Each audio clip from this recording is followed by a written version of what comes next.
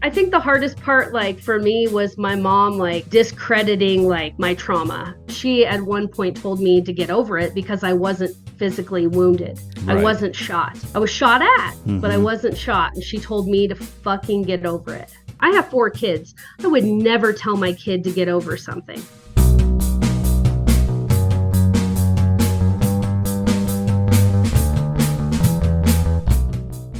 Hello, and welcome to another episode of Bunny Hugs and Mental Health.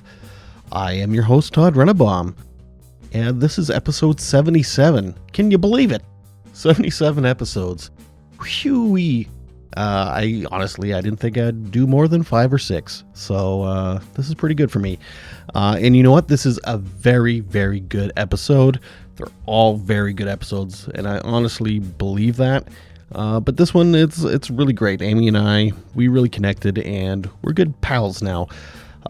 Amy Over is a Columbine High School shooting survivor, and she was also a podcast host. Her podcast was called Confronting Columbine, and it was a series. It's not an ongoing thing. It was, I think, about 8 episodes, and I believe it was for the 20th anniversary of the Columbine shootings. And she talks to all types of people that were in the shooting in a roundabout way. Some of them were right there. Some of them were police officers. Some of them were people in the neighborhood, so on and so forth.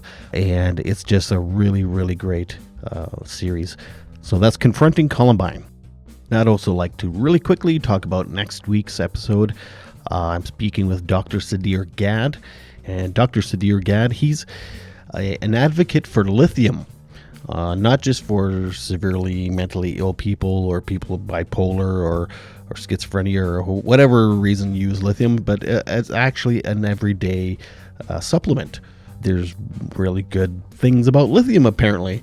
And he talks all about that and where you can buy it and all that kind of stuff. So that's Dr. Sudhir Gad next week. So I'm recording this right now, January 12th. The interview was recorded about a month ago. But anyway, it's January 12th, which means tomorrow I am recording live at the Indian Head Grand Theater with Big Daddy Taz. He's a stand-up comedian. And I'm going to be interviewing him live. And that'll be coming up as an episode. We're going to be talking to a few hundred kids. When I say kids, I mean like high school kids, not like infants. Anyway, that's tomorrow, January 13th, and I'm a little nervous, to be honest with you. Not so much about the speaking, but that all the gear and everything works out right. My brother's helping me, so thank you, Corey, for that. I also would like to say hello and happy birthday to my pal Sergio.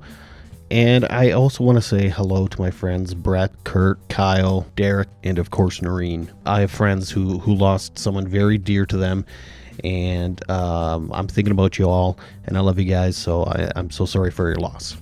Okay, so now this week's episode, here it comes. It's with Amy Over, here it comes, and without further ado, I give you Amy Over.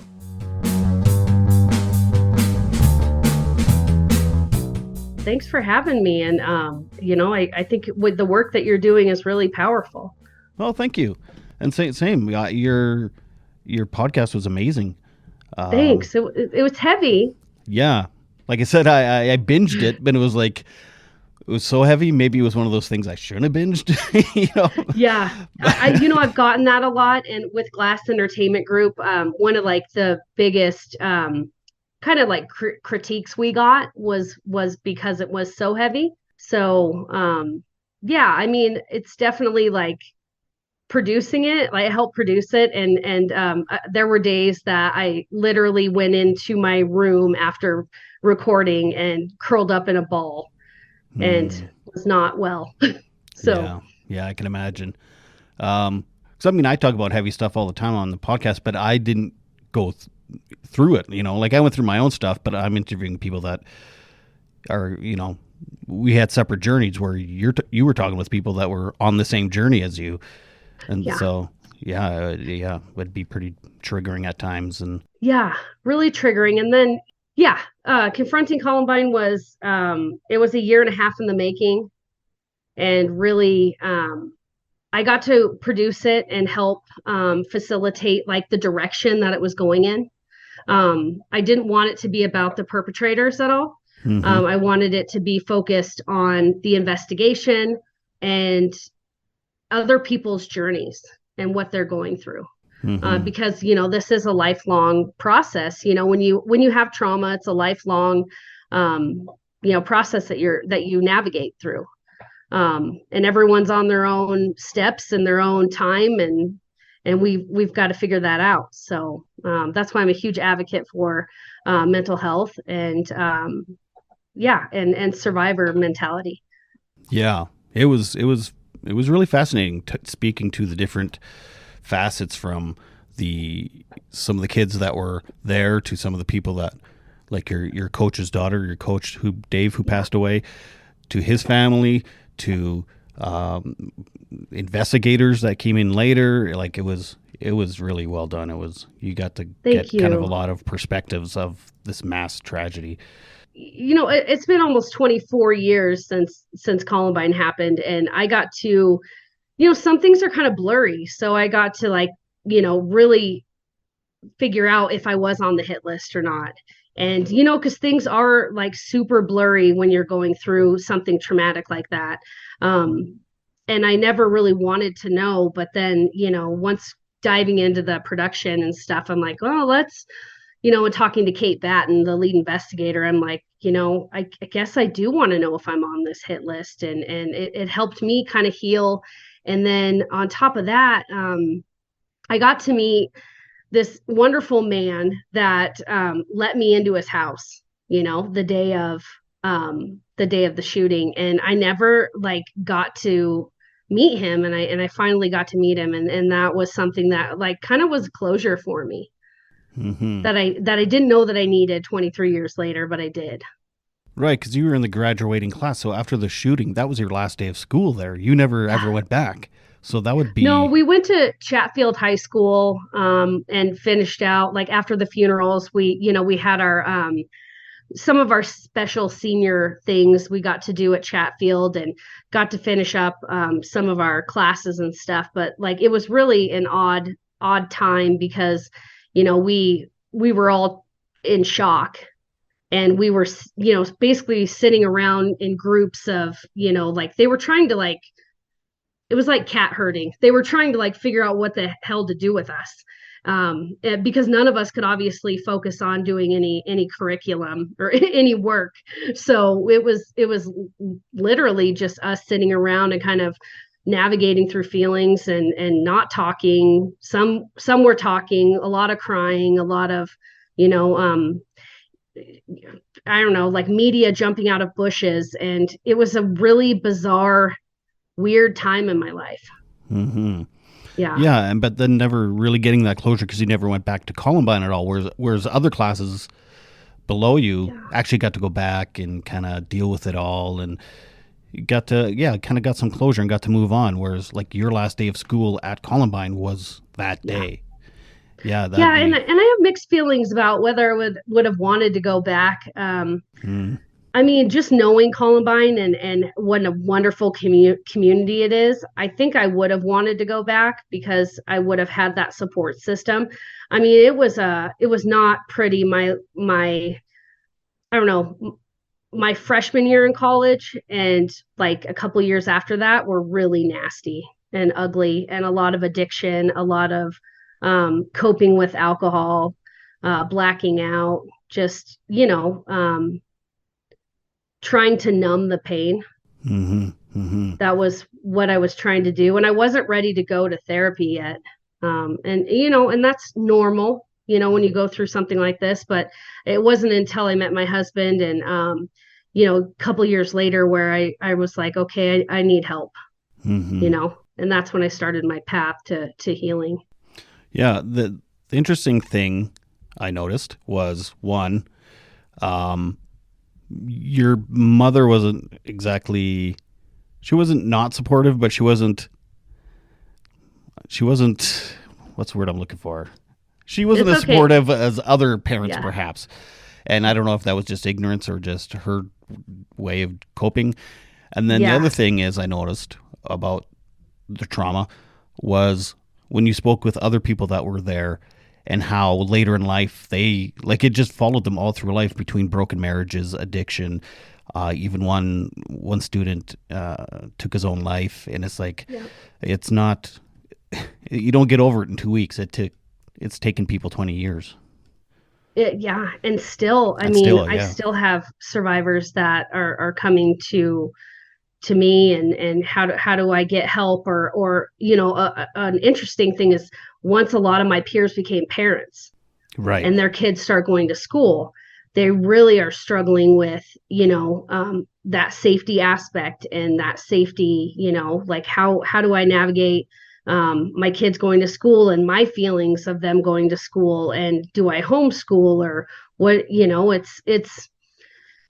it's just a lifelong, it's going to be something that like I can't beat myself up about. Like I was in a shooting, and it's something that like is going to follow me for the rest of my life, and mm-hmm. I've got to be okay with that. And I'm going to have hard days. I'm going to have days where I can't get out of bed, and there's days that I'm okay, and I'm figuring stuff out. But I still have triggers in my life, like fireworks, and a car backfiring will like literally drop me to the ground. um and those are like quirky weird things that like I just as a shooting survivor have to kind of deal with, you know Yeah, um and I recognize that. But it's hard when I have a lot of my peers. I do know a lot of peers that haven't even talked about Columbine and aren't even getting help, but maybe that's the way that they're coping, and that's okay for them. For me, I had to be vocal about it. mm-hmm.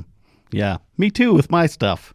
Yeah, I had to be vocal. I had to, tell people that, hey, it's going to be okay, and it's okay to ask for help, and here are the meds that I'm on. And here, I think it's great that you really, you talk about the medication side of it. I mean, there were so many years that I was embarrassed that I was on medication, and embarrassed that yeah, I was just, almost ashamed, that like I couldn't do this on my own. I had to have help. But now I'm at the point in my life where I'm like, man, if I'm off my meds, holy shnikes, like watch out. Like I am You not can swear. You can yeah, I'm swear. like, holy shit, like There you watch out. Like I am go. not normal. And I'm okay with that now. But it also comes with like wisdom and growing older. And, I'm definitely, I'm in my 40s now, and yeah, I just have a different perspective on life now. mm-hmm. And I Yeah, definitely appreciate life. yeah. I'm 45, and it's been a journey, man. Like I feel like this is the Yeah. most stable I've been, and it's just been like a month that I was diagnosed with ADHD, and I've been Yeah. working on myself, like in and out of. Oh man, it's been almost 2 decades of messing Yeah. around. I couldn't You're on your imagine. own journey. Yeah, I couldn't imagine because I'm assuming there's people uh, from Columbine that have their own journey, and then add on top of that they were in a traumatic school shooting. Like, Yeah. talk about complex. Goddamn, lives are crazy, man. It Brains are is dumb. crazy. It is, but like trauma's trauma. And like like I used to work for the Rebels Project. That it's a nonprofit organization that helps connect survivors of mass shootings. I just actually stepped down from their director of fundraising last year or this year. But they're doing great work, and like I'm hoping to do more work with like survivors. But I'm going to go out on my own, and do my own thing. I'm starting a company called Survivor's Path. We're going to go and public speak and talk about trauma and have those like really hard, in depth conversations about what it's like to struggle and to persevere and Yeah, to get through it all, because whether you've gone through a mass shooting or not, like everyone's got shit. that's right. Everyone's got trauma.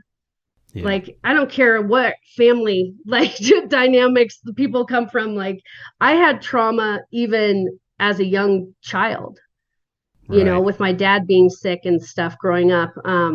And I have like weird family dynamics, and um, went through a lot of death and growing up. A lot of people around me died. Um, and so, I think I have like a weird, I don't know. I have trauma too. Like on top of, that complexity of like a mass shooting, I'm like, I'm always in the wrong place at the wrong time, my mom would say. Like, I'm like, I can't help it, but I'm always in the wrong place at the wrong time. Hmm. Yeah, it's true though. Everybody does have trauma, and you can't compare trauma. I mean, if one person was in a school shooting and that's the most traumatic thing they've ever been in their life, and other people, their goldfish died, that's the most traumatic thing that happened to them in their Yeah. life. It's still trauma to them because It's, they've had yeah. a sheltered life, whatever. This is Yeah. still a Or trauma to they them. saw something on TV that was traumatizing. I mean, Yeah, yeah. it's just I think the hardest part like for me was my mom like discrediting like my trauma. She was Hmm. like, and she passed away a year and a half ago and um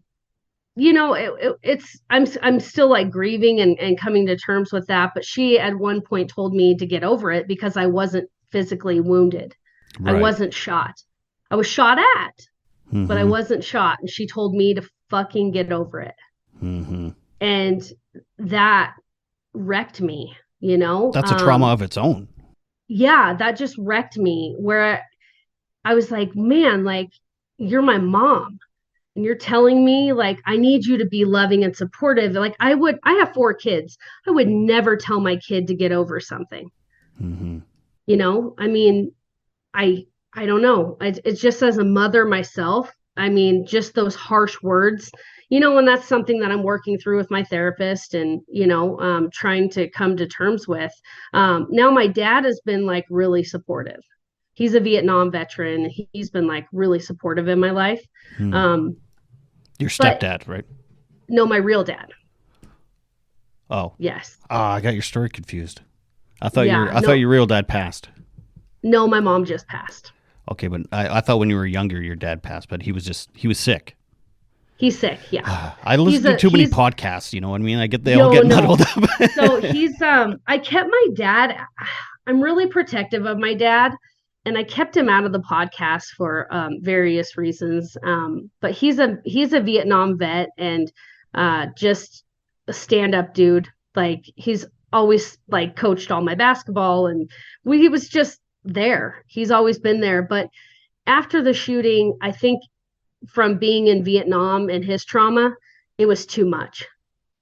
Like Right. I don't think he could handle it. And so and we talk about it in bits and pieces now, and he brings me into that war zone, you know.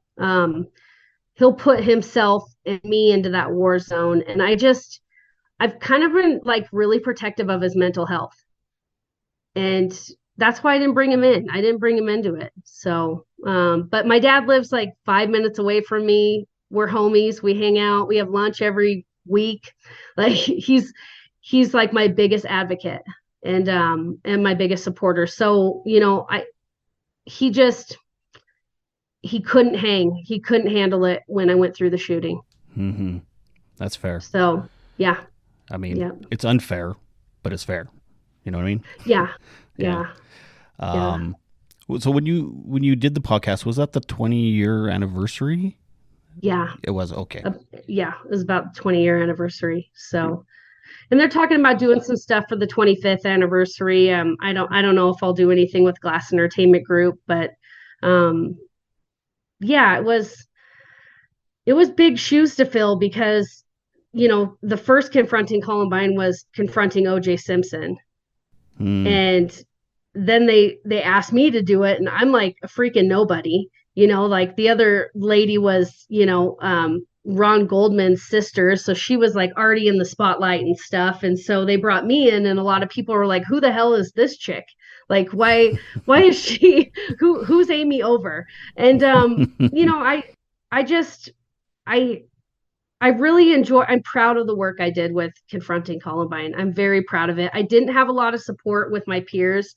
Really? Um, um, I had mixed reviews, and which is totally Hmm. understandable, Yeah. Yeah. like, I mean, why me? Why did I get to do it? What? So why And you? I hope I did. Did I someone hope I pick did you? justice. What now? Sorry, yes, you. I think you did do it justice. But so why was it you? Did you? Was it your idea or did someone approach you? Glass Entertainment approached me. So they saw something I did on CBS and CBS Good Morning America, Oh, and okay.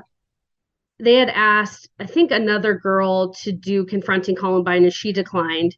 And then I think I was number two on the list. So they asked me, and was really hesitant at first, but um, you know, when I work with mass shooting survivors with the Rebels Project, I think they don't like to be in the spotlight like that.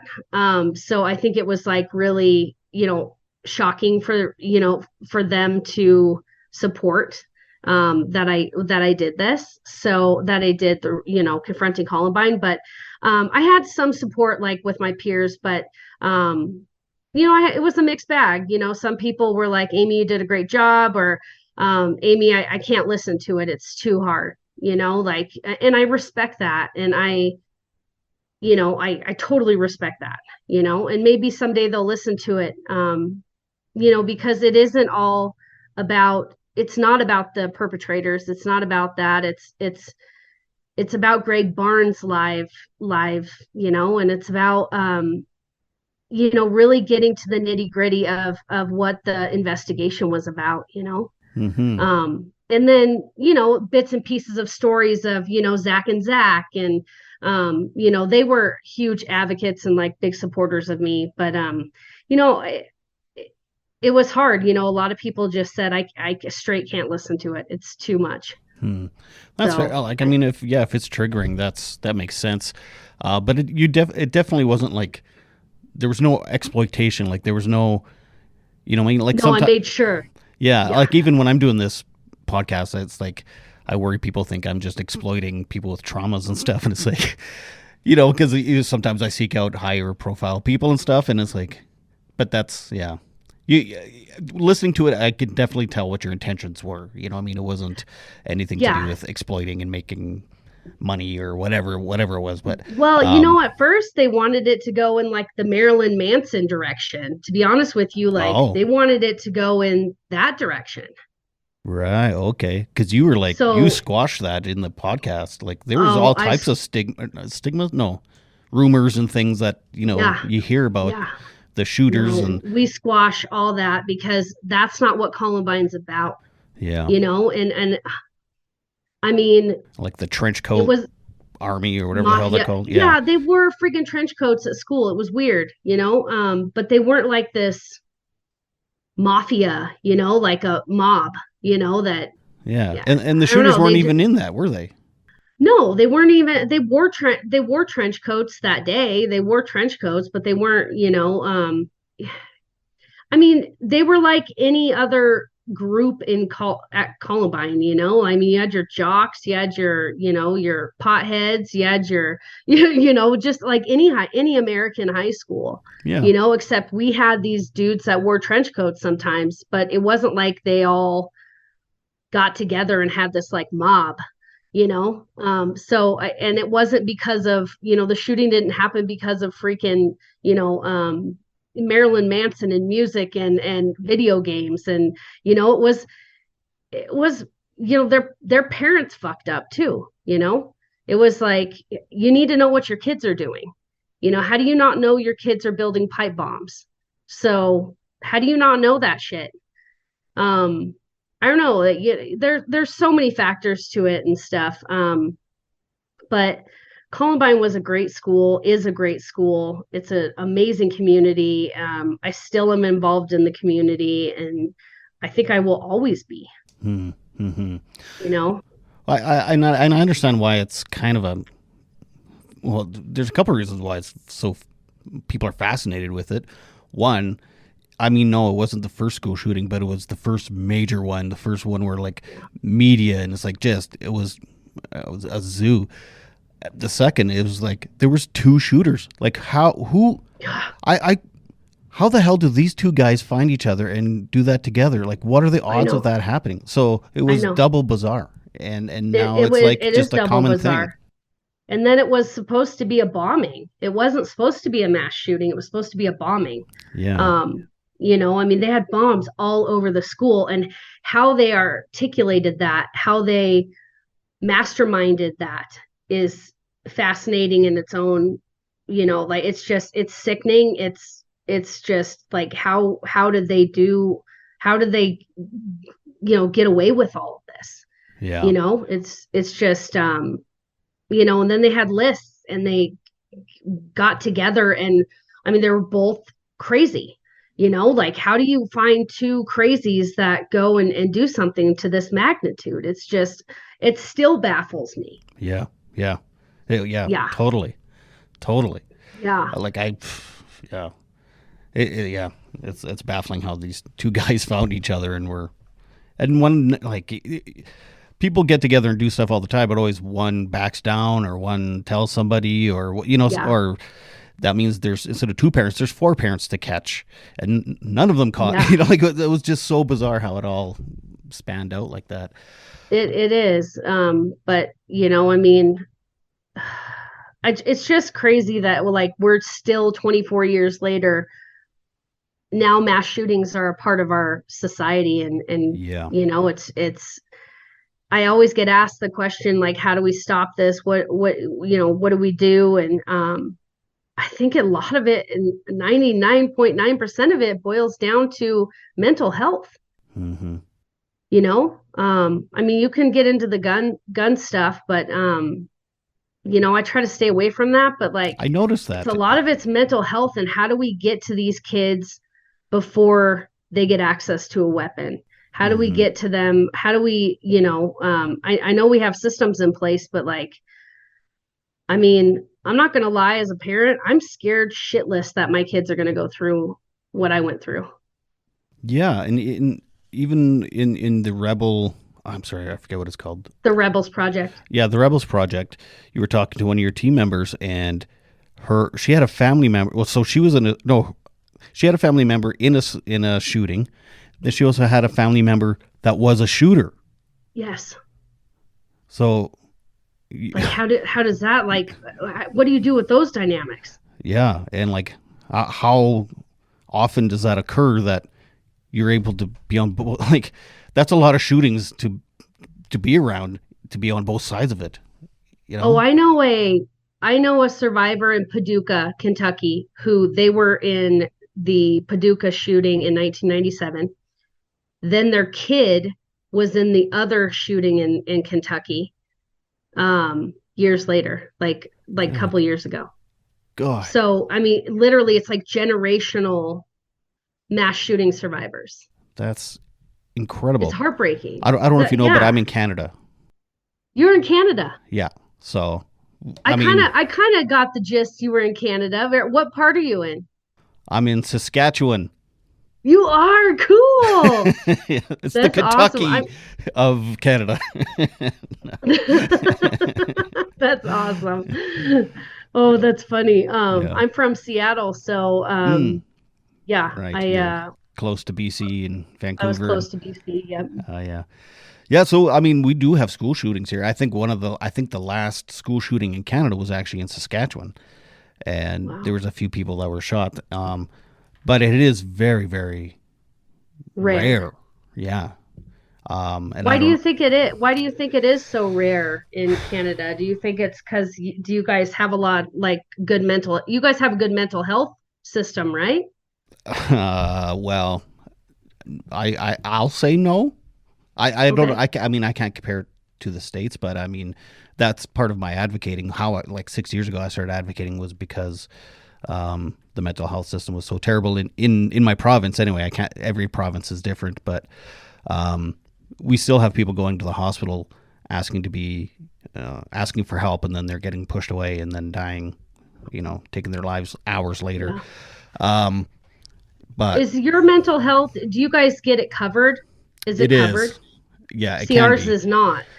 I mean, it is and it isn't. I mean, it's both. You can go private or have it covered, Okay. and the private ones, you kind of get what you pay for sometimes, and the health region will pay for it, but you might have to travel for it, and they're maybe not the best fanciest offices and stuff. You know what I mean? Um, Well, that's the same with us. I mean, you can have your private, I go to a private psychiatrist and stuff. But uh definitely like with my health insurance, I could go to see a mental health care provider, and I would have a copay or whatnot. But those ones I've found to not be very helpful. So I've kind of bite the bullet, no pun intended. oh my But God. I bite the bullet and I pay out of pocket, man. Yeah. Yeah. Unfortunately, I can't. So, so I have mental health issues, so I can't work full time. So then I can't Yeah, make the money to go and pay for good mental health providers, But yeah, so I'm getting better. I've found a nice balance in my life the last year or so. But anyway, good not for about me. you. Yeah, thank you. But I think one of the reasons why there's less in Canada, I don't know. There is a huge cultural difference between Americans and Canadians. Hmm. It's subtle, but it's also huge, and one of it is guns. We have lots of guns, but we don't have, like handguns are illegal, and um, I don't know if you can get like the AR-5s or whatever they're called, or Yeah, AR-15s, or I don't know. I honestly I don't know what it is. I really don't know what it is. Because yeah, well, the I don't Bowling for either. Columbine. Have you seen Bowling for Columbine? I actually haven't. Oh, okay. Um, I Because he, haven't. I know of it. I know of it, but I haven't. It's really hard for me. Like I read Dave Cullen's book, um, and then I also watched Sue Klebold's one of her episodes, and I actually read her book as well hmm, when I was doing the podcast stuff. And I had to read it with my therapist, so it's really tough for me to like dive into that. But right. it's on the list of things for me to eventually watch. Right. Yeah. I mean, it's a Yeah, lot more than just Columbine. It's that the yeah. movie, but in there, I can't think of the movie guy, Michael. I can't think of the director. I Doesn't matter. can't think of his. Yeah, I think I know who you're talking about though. But he kind of goes through stats of like American shootings compared to other countries in the world, and it Yeah. is just so much higher. And I don't know why. I don't know.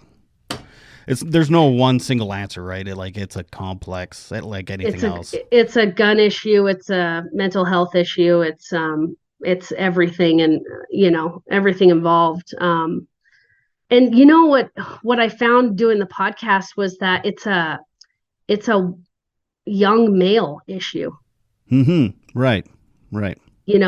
Mm-hmm. which I thought to be fascinating when I talked to some of, the psychologists on there, that it's a young man issue. And I thought that was like fascinating. And, I mean, but you have ones that break out of the mold, like the Vegas shooting was by an older man.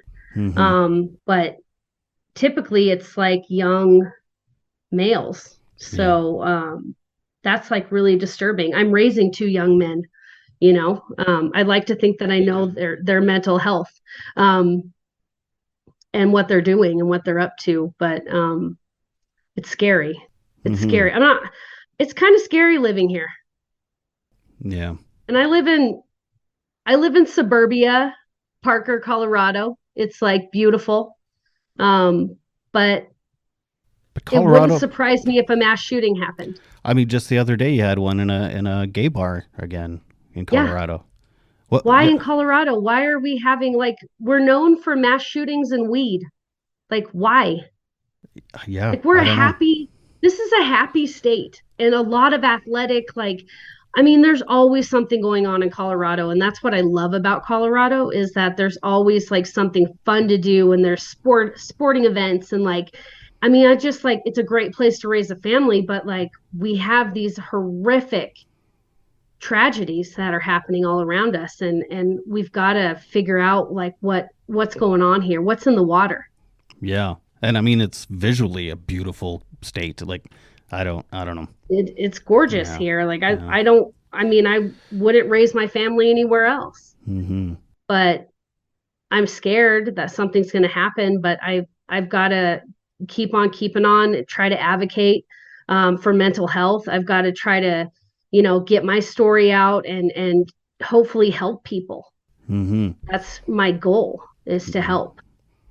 How heartbreaking was it talking to some of the Parkland survivors? Because I that was a whole other one too. Like it seems like Columbine and that one are kind of like the real main. Yeah. I guess what's You the other one too? The elementary school.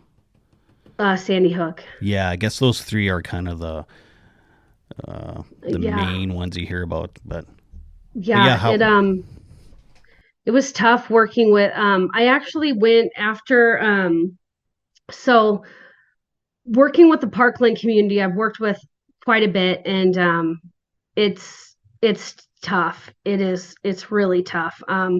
And especially talking with the teachers and the staff and how they were treated afterwards. And um I mean, there's a lot of dynamics there, but one thing that like really just broke my soul was I went to an event at Columbine High School, and I got to work with some of the Parkland kiddos. And we ended up walking to the park after we spoke about our journeys to them, and just kind of told them to hang on and hold on, and everything's going to be okay. And we're here to help. And once I worked at the park with them, I had this one teenage girl come up to me, and she just grabbed me and held me, and she goes, "Am I going to be okay? I'm so angry." And she mm, goes, "You talked about your anger and how angry you were, and I feel so much rage." And like then she just cried, and I just held her, and we talked. And she said, "I'm so mad at my mom." I felt like I was looking in at myself, like when I was looking at this little girl. I mean, she was 18 years old, about the same age as me. I was 18 when I went through mine. And I could empathize with her, that like the anger piece, and not feeling supported, and not feeling. And I've been thinking about this girl, and I don't know her name, and I just wonder if she's okay. But like that will stick to me forever, you know. yeah. Well, Yeah, bless you for having to go through your own traumas and then help others through theirs. It's it's pretty amazing that you're able to how do it's that. how we it's how we help people. I think you get to a point with your recovery, that and some people don't. But I'm blessed that I'm able, like I'm at a point in my recovery where I'm like, all right, like I'm good enough that I could go help people right now. Like, Yeah, good enough. I'm good enough. I'm good enough where I can go and support people. And a lot of times it's just listening, and just being there for them, and also giving them resources. And especially if they're here in Colorado, giving them the resources for counseling services, or check out the Rebels Project, or check out the I Love You Guys Foundation. There's there's so many amazing. The Onsite Foundation is like an amazing, like, mental health resource for mass shooting survivors. And so there's so many amazing organizations that are willing to help, when you're ready to start that. you know Not everyone's ready to help right away. Yeah. And that's another thing too. It's like some parents can be, like your mom, who's like Yeah, just wants you to get over it, and whether that's because of something she's going through herself and yeah, she can't stand watching it, or what, for whatever reason. I often wonder about the other side though, when parents like push their kids into therapy and stuff when the kid's not ready, like that. yeah, I wonder how damaging that can be too. yeah. I mean, Or if it and is, I don't know. I'm not on that side, thank goodness. That I'm not. I would hope that if that were to happen to one of my children, that I would know the tools, know the right way to navigate that. But I mean, who knows? I am a helicopter mom sometimes, dude. So, I mean, I don't know. I mean, I might be that mom that's like shoving therapy down their throat when they're like I'm not ready. Yeah, yeah. So My I wife don't and I know. too. We've gone through enough stuff, individually and stuff that Yeah. my son's 18 now, and 16, and so yeah, we've seen them Oh, have some yeah. issues, and it's like, yeah, I'm almost worried that I'm I'm doing it too much. It's like, No, I mean, I bet you're a huge, um, like it's probably an honor for them to be able to like see that you're helping people. um, I bet they look at you like, they look up and they're like, okay, it's good that my dad talks about this stuff. I mean, that's maybe. we hope that that's what they think, or they're going to look back and say, you know, I lived in a house where it was okay to talk about tough times. It's okay to talk about really hard things, and to work and to have the coping mechanisms and to have like the coping skills to, or to teach them, good coping skills. Right. Yeah. Yeah. I don't know. It's hard to say because they're both complete individuals too. So Yeah. one thing works for one and maybe not the other, and then Right. you find out later it's like, oh shit, this guy's harder than I thought it was going to be. Oh Yeah. yeah. My little guy is really physical. So like I got him into boxing, and he's dyslexic and just struggles sometimes. And so I got him into tackle football and boxing. So he's like hitting shit. That's how I got through a lot of my stuff is I box. And that is like, I like to hit shit and get my rage out. So that's what I do. Now my daughter screams and cries and has to talk a lot about her feelings. So I love it, but it can be emotionally draining sometimes. But she can come to me and we talk a lot. And then my niece and nephew live with me, and we're navigating like how they cope with things. Because my brother and sister-in-law are heroin addicts. So Mm, I got custody of their kids. And I didn't talk about this in the podcast, but I got custody of them 3 years ago. mm. Interesting. So yeah. That's So your brother, did you say? my husband's brother Oh, I and see. my Okay. sister-in-law. Yeah. Oh, okay. Well, good on you for that as well. I mean, that's oof. Well, it's been a rough, my mom got sick, and then I found out my niece and nephew were in a motel and they needed someone to come get them. So my husband and I said, come live with us. Like we got this. Like so it's been a crazy 3 years, And then I was producing the podcast, when all this shit was going down. And so I really had to dig deep and kind of figure out, my mental health too, because I was kind of a mess. I'm like, can I raise 4 kids? Am I gonna be okay? Like Yeah. Yeah, definitely. so Yeah. Well, you're talking about like helping others and being there for other victims and stuff. And it's funny, I've done that too, but at the same time, I also have to have boundaries with people because of my own anxiety and mental health issues, and it's like I'm sorry, I cannot take on any more right now, or I won't respond to a text, or if I do respond to someone's text, it's like call this number. Like I'm sorry, like yeah, I'll help when I can, but when I can't, it is not.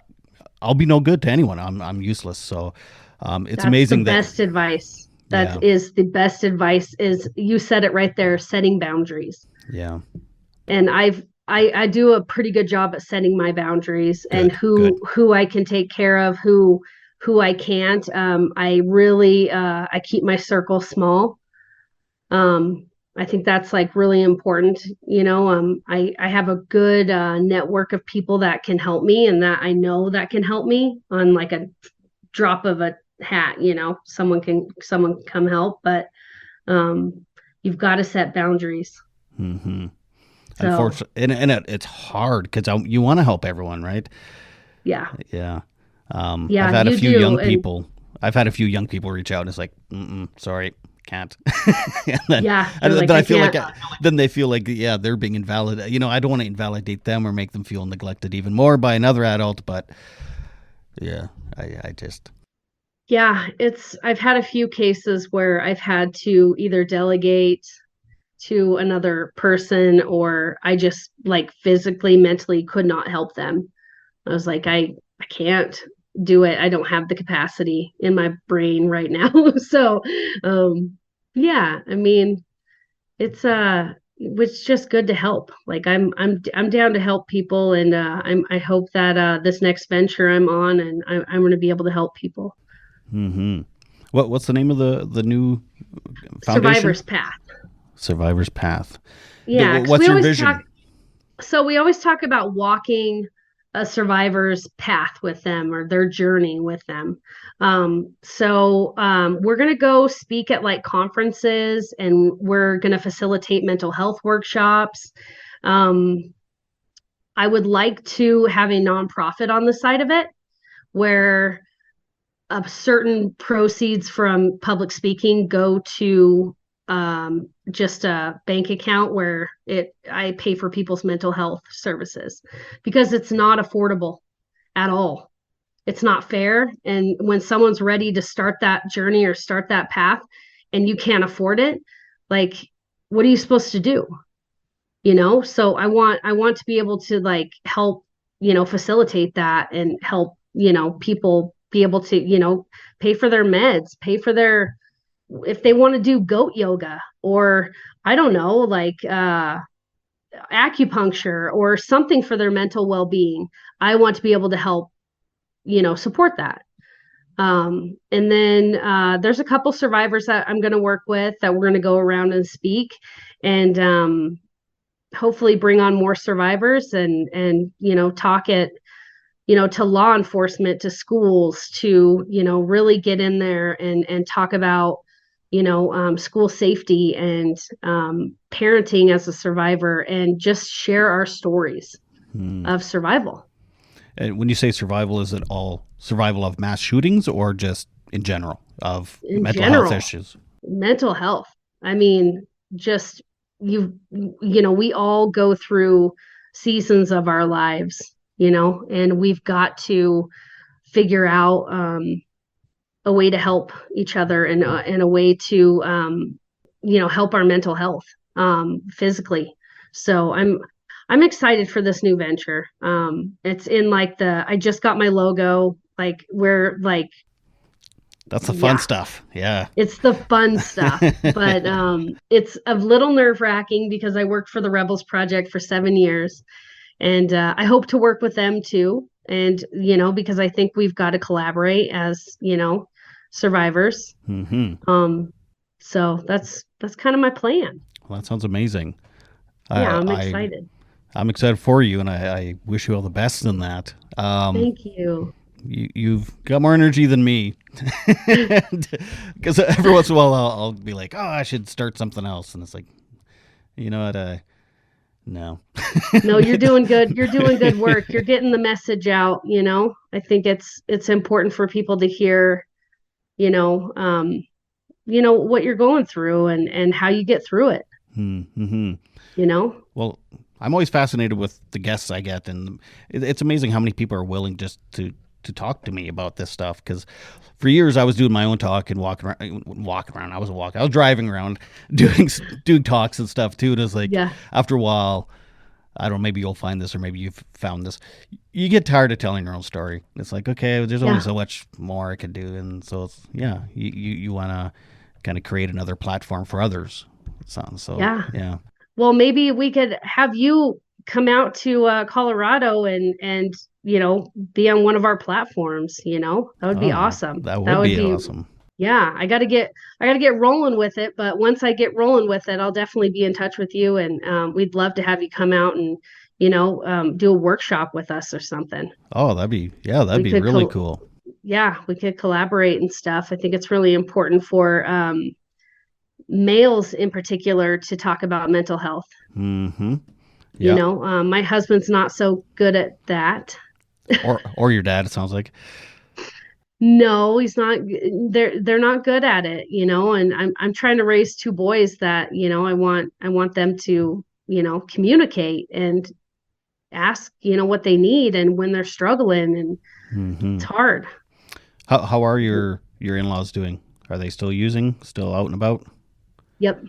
They're Hmm. living on the streets. No Yeah. contact with them. My brother-in-law's probably not going to make it. Like he's super sick and a diabetic, Hmm. heroin user, fentanyl user. We've all tried our best to like help them, you know. But the past 3 years, I've totally like wiped my hands. The only thing that I can do is help take care of those kids. Yeah. That's Yeah. my job. Yeah. I'm so sorry. I've gone through addiction. I wasn't heroin. It was, but whatever. I went through addiction. I went through, suicide attempts, going in and out of psych wards. And I tell people, I think my role was the easy role. It was my loved ones having to sit and wait and watch and worry. I think that's the harder role Oh, it's awful. because It's awful. you feel helpless and useless and Yeah. But yeah. then there's that anger piece of it too, and like Mm-hmm. sadness. And, my husband's going through a lot of like sadness and anger, that he's like, why couldn't I help him? Why couldn't he try to help himself? Yeah. Um, are we not enough? Like Yeah. it's hard, and not only that, like I felt like I didn't know what it looked like for someone to be on drugs. So like when my brother-in-law was like starting to get into like heroin and stuff, I thought he was just drunk. Hmm. So like he would ask me for money, and I would always give him, I'd take him to the ATM with me. I'd give him a couple $100 and we'd have dinner and hang out, and he, like manipulated me all the time. Mm-hmm. And Mm-hmm. I'm like angry about that I was so naive Right. to like that he used me, and then we had a huge falling out and like a big fight. And when I got the kids, and I haven't spoke to him since, and I know he's not going to live much longer, and that's going to be like another guilty like grief thing that like we're going to have to go through, and it's going to be really freaking hard. Yeah. Yeah. It's just really fucking hard, like the addiction part, it's sad. It is. I worked in addictions. Well, I worked in the treatment center that I went to for a couple of years afterwards, and I have a close friend who lost family. Like I know lots of, unfortunately, I know lots of dead people, and it as like I said, as the family, I think it might be the harder role because it is so much more confusing. It like you said, it's So like confusing. you want to help, but then you get manipulated. So then you're angry, but then you feel guilty for not being there, and it's just this round and around and around, and it's awful. I think what you're doing is awesome.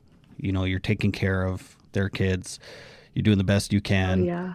They're Um, my kids now. I love them. Like they're, you know, I love them like a son and daughter, and my heart breaks for them every day. That it's really tough. I think we're about to head into a season that is going to be really tough. And will this be their first Christmas with you?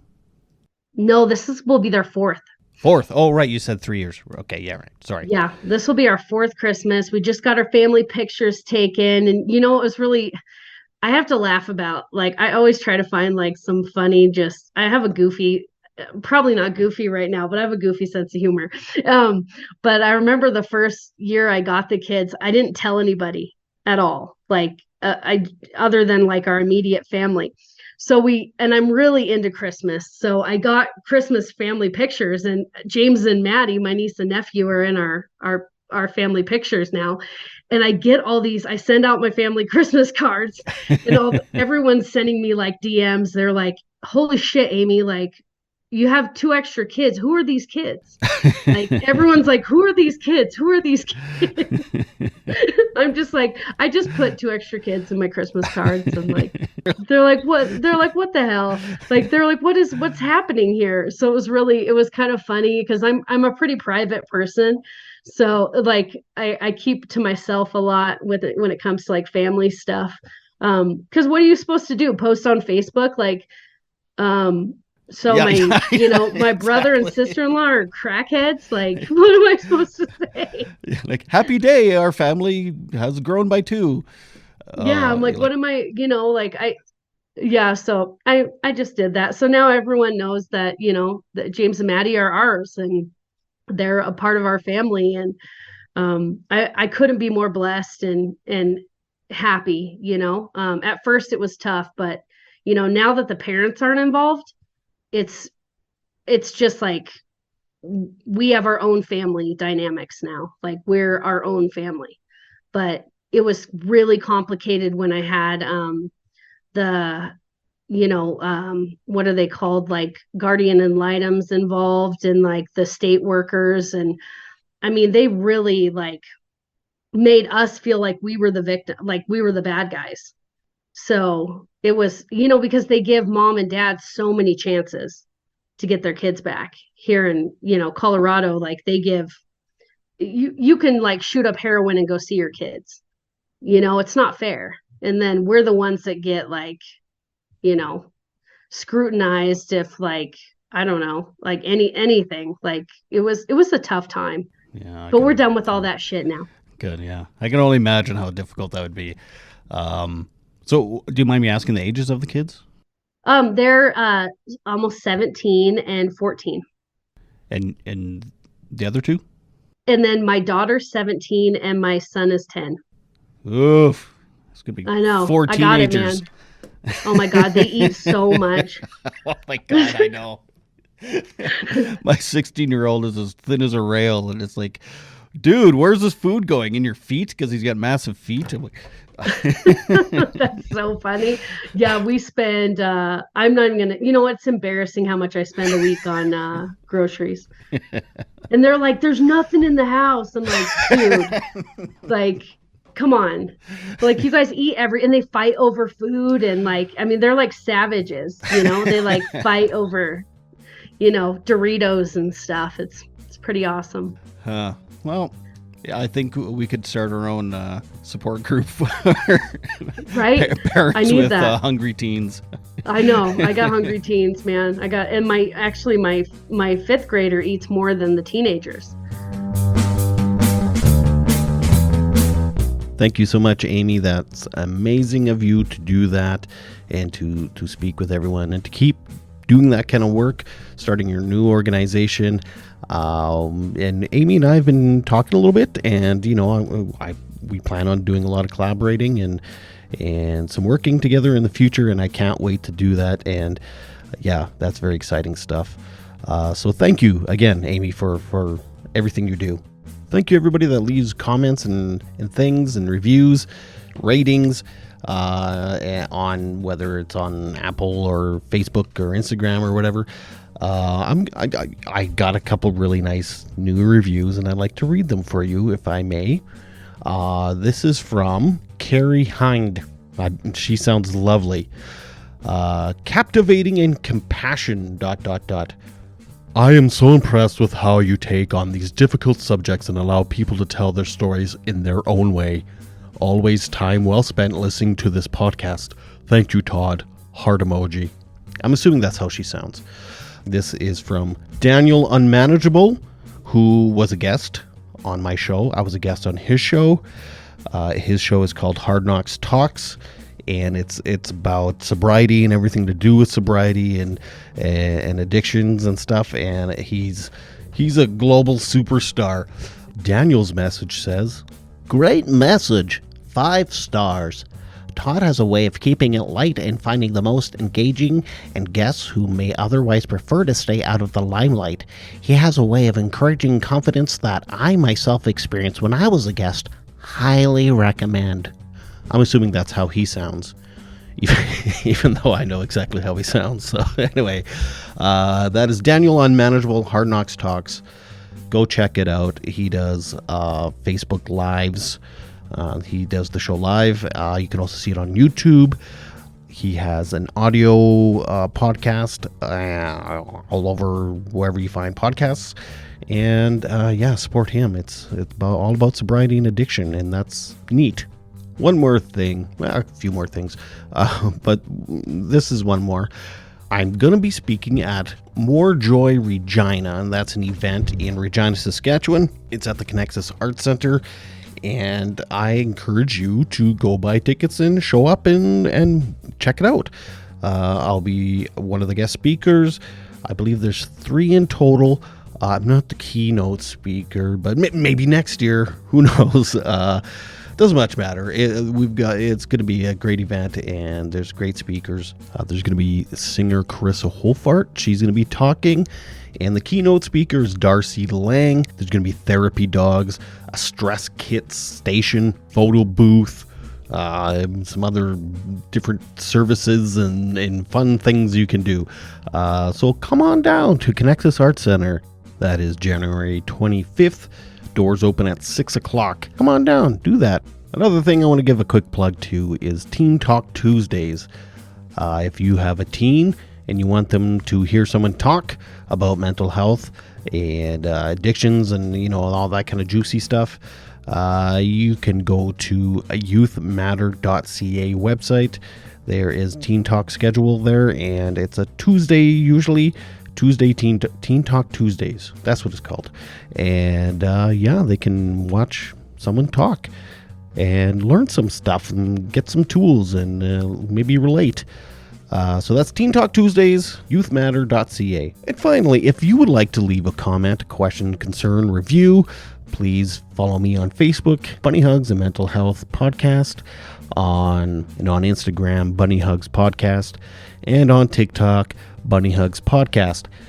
Please feel free to comment on any of the memes or any of the videos or any of that kind of stuff that I put up there. So that'd be great, and it would be very, very helpful if you leave a review on Apple and rate the podcast.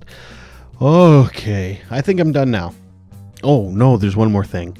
Please remember to make your beds and take your meds.